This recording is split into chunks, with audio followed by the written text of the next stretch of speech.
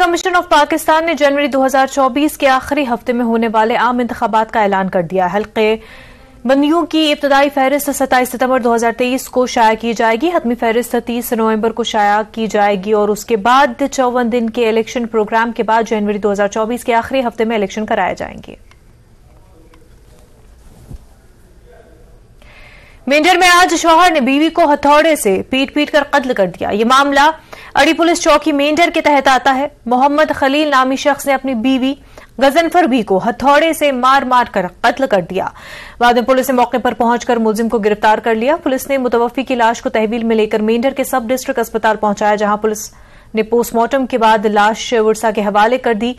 मुतवफ्फी के लवाहिकीन ने पुलिस से मदद की अपील की है। मुतवफ्फी के रिश्तेदारों ने कातिल को सख्त से सख्त सजा देने की मांग की है। पुलिस ने मुकदमा दर्ज कर मुलजिम को गिरफ्तार कर लिया है।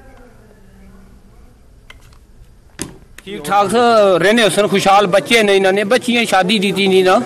उस तो बाद ये है कि कुछ अरसे के बाद बस बंदा मारना कुटना ये वो इसरा उसरा अस भी ये चीज सुनने रहे, फिर अस बर्दाश्त करने से क्योंकि अस किया ले इसको हमने अब बहुत बुरा हुआ है। हमारी भाभी को इसने कत्ल कर दिया, पता नहीं किस चीज़ से सिर में मारा। इस चीज़ का हमें बहुत दुख है।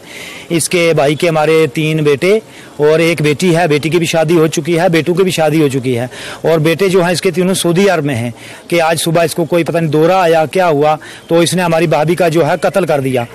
जो कातिल है ये भी हमारा है, जो मकतूला है वो भी हमारी बहन है। लिहाजा मैं अपने लवाहिकीन जो हैं मकतूला की तरफ से मैं इनको एक गुजारिश करता हूं कि आप मुतमईन रहें, आप मुतमईन रहें। इंशाअल्लाह तबारक ताला आज का मेंढर में आप खुशकिस्मत हैं कि आपके मौजूदगी यहाँ SHO मेंढर की मौजूदगी में ये हुआ है।